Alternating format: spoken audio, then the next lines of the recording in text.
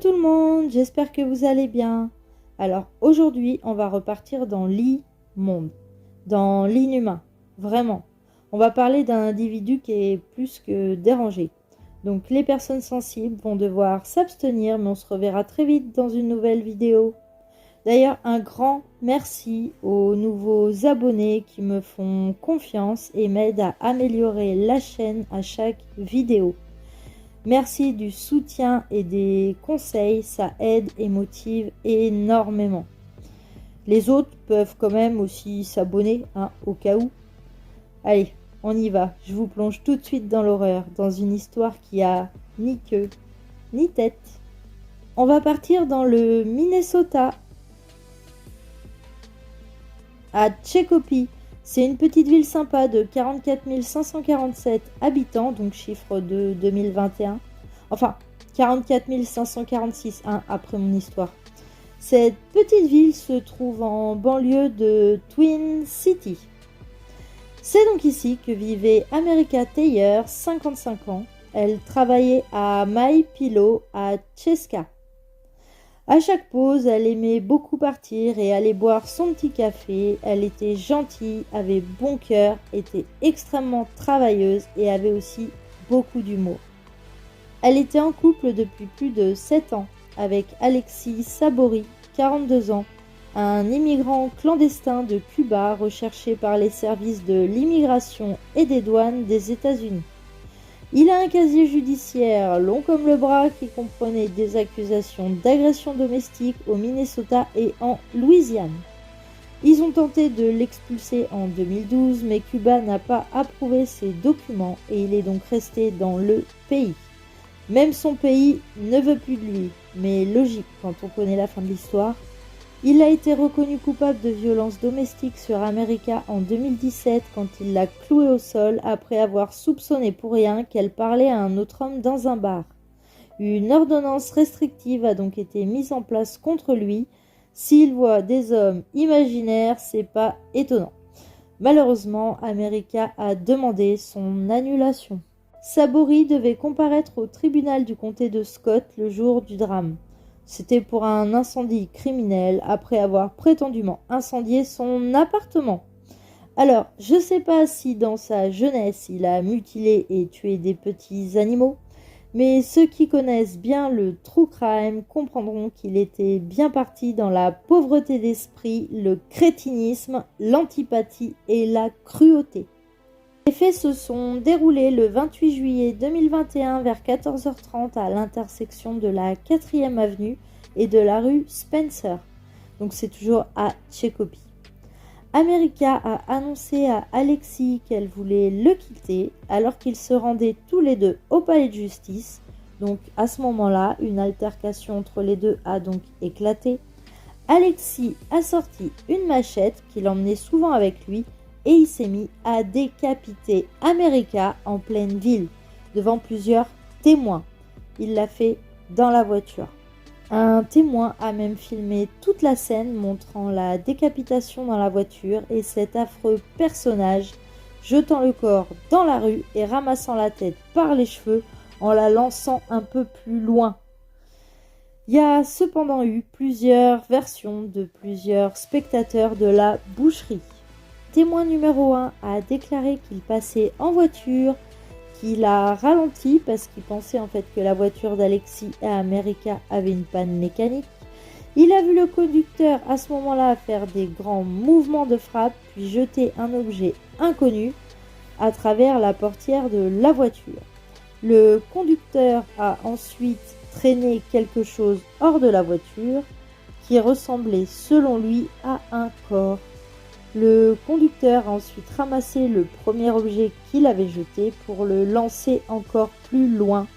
Et ce témoin, à ce moment-là, s'est finalement rendu compte qu'il s'agissait d'une tête humaine aux cheveux blonds. Il a pu voir beaucoup de sang sur cette tête en question, puis il a vu l'auteur des faits partir en marchant dans la rue. À mon avis, le mec, il va être traumatisé à vie. Le témoin numéro 2, lui, a donc carrément filmé toute la scène sur son téléphone de chez lui. Ah oui, parce que ça s'est passé en fait juste devant sa fenêtre. Donc à mon avis, le mec, il va carrément déménager. Le témoin numéro 3 dira qu'il se promenait dans la rue, qu'il a vu le véhicule s'arrêter, il a vu le conducteur balancer un objet dans les airs de haut en bas à plusieurs reprises, mais en fait lui il pensait que c'était une matraque de police. Puis il a continué sa route, mais quand il est retourné sur ses pas, il verra que c'était un corps sur le sol. Une balade remarquable qu'il n'est pas prêt d'oublier. Je ne sais pas qui a appelé la police exactement, mais en tout cas, ils sont arrivés très vite sur les lieux. Lorsqu'ils sont arrivés, ils ont vu une scène effroyable. Ils ont trouvé le corps d'une femme nue à partir de la taille, allongé les pieds vers le trottoir et les épaules près d'une portière de voiture ouverte.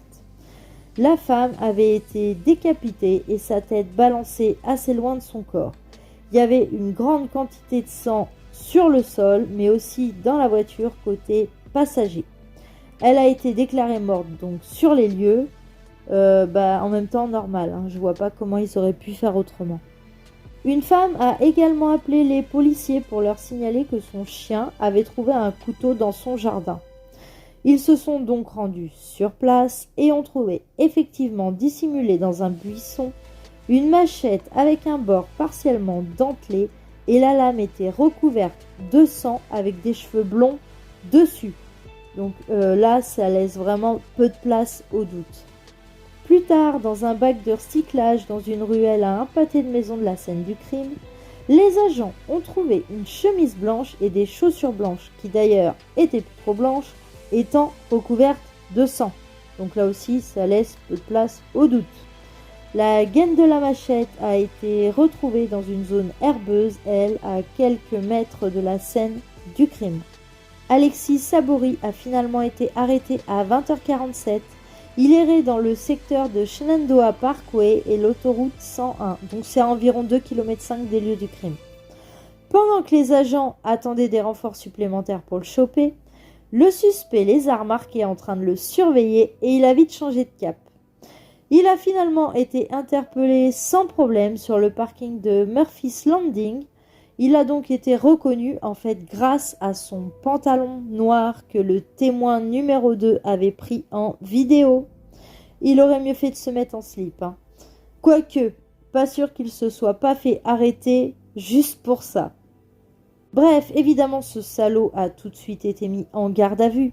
Et il a avoué très vite les faits. Hein. En même temps, avec toutes les preuves et témoignages contre lui, je vois pas comment il aurait pu faire croire le contraire. Il a avoué qu'il avait donc tué America avec une machette dans la voiture parce qu'elle avait été trop loin dans ses commentaires avec lui en le larguant. Une raison pitoyable si c'est vraiment le cas, mais bon. Pendant ce temps-là, donc sans surprise, le rapport d'autopsie du médecin légiste du comté de Hennepin a officiellement qualifié la mort d'America d'homicide. Alors là, je trouve ça un peu logique. Hein. Je vois pas qui aurait pu croire à un accident. Le rapport indique donc qu'elle est décédée des suites de la décapitation à cause de multiples blessures par force tranchante et contondante.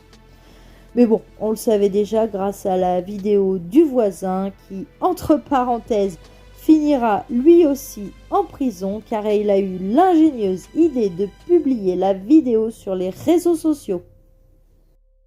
Bref, le procureur l'a donc inculpé pour meurtre au 2e degré, c'est-à-dire sans préméditation. Bravo la justice. Oui, je dis bravo la justice parce que juste avant le massacre, ce suppôt de Satan avait envoyé un message à un ami en lui disant « Je vais lui couper sa putain de tête ». Donc si c'est pas de la préméditation, ça je vois pas ce que c'est, hein. Mais bon. Heureusement, il a quand même été enfermé dans la prison du comté de Scott en attendant son procès. Le meurtrier présumé qu'au niveau de la loi, hein, a vu sa caution fixée à 2,5 millions de dollars. Donc pour ceux qui ne savent pas, aux États-Unis, dans la plupart des cas, un versement de caution est accepté à partir de 10% du montant total, que ce soit par des sociétés de cautionnement, qui devra rembourser par la suite évidemment, c'est genre Cofidis avec un taux d'intérêt faramineux, mais juste pour les cautions.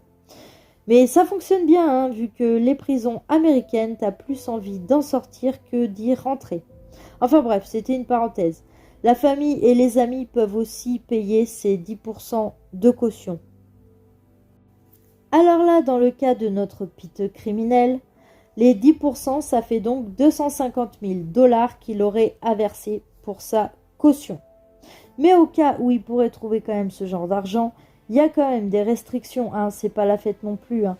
C'est-à-dire, pas d'autorisation de quitter le Minnesota, l'obligation d'informer de tout changement d'adresse, la consommation de drogue et alcool est interdite, pas de véhicule à moteur et interdiction d'avoir une arme à feu. Mais bon, ça, à mon avis, il en a rien à foutre étant donné qu'il a tué avec une machette. De toute façon, il n'a pas encore trouvé cet argent vu qu'il est encore en prison. Selon les expertises psychologiques, il a donc été jugé apte à subir son procès. Sa première comparution au tribunal a eu lieu le 2 août. Vêtu de sa magnifique combinaison orange méritée, menottes aux mains et aux pieds, il n'a pas dit un seul mot et a voulu rester debout tout le long. Il portait des écouteurs afin qu'un interprète en espagnol puisse relayer tout ce qui se disait. Aucune vidéo ou photo a été prise parce que ça a duré qu'une trentaine de minutes. La véritable audience se produira le 13 décembre à 13 h. Donc si tout se passe bien, hein, évidemment, hein, je ferai une mise à jour de la suite des choses. Ça peut être très long hein, avant que la peine définitive soit prononcée. En ce qui concerne America, une veillée a eu lieu qui a rassemblé une bonne partie de la ville. Un mémorial a également été fait en sa mémoire à l'endroit où son corps donc a été retrouvé. Pour le moment, malheureusement, mon histoire s'arrête donc ici. Mais j'ai hâte de vous lire vos commentaires, analyses et réactions sur cette affaire. En ce qui me concerne, pour moi, une condamnation pour meurtre au 2e degré, dans ce cas, n'est pas suffisante et justifiée. Ok, le meurtre au 2e degré peut inclure un meurtre intentionnel mais sans préméditation. Mais là, pour moi, clairement, il y a préméditation. Dans le Minnesota, donc une condamnation pour meurtre au 2e degré, c'est passible d'une peine d'emprisonnement pouvant aller jusqu'à 40 ans. Mais s'il avait fait la même chose en France jusqu'au 9 octobre 1981, il aurait probablement été guillotiné. Sans compter que la prétendue raison du crime est qu'elle lui parlait mal, sérieux, c'est débile. Si j'avais dans toute ma vie tué à la machette tous ceux qui m'ont mal parlé, je serais la plus grande tueuse en série mondiale. J'espère en tout cas que ma vidéo vous aura plu tout en images. J'attends avec impatience tous vos commentaires et conseils. En attendant, je vais vous faire des gros bisous. Je vais vous dire faites gaffe à vous. Bye!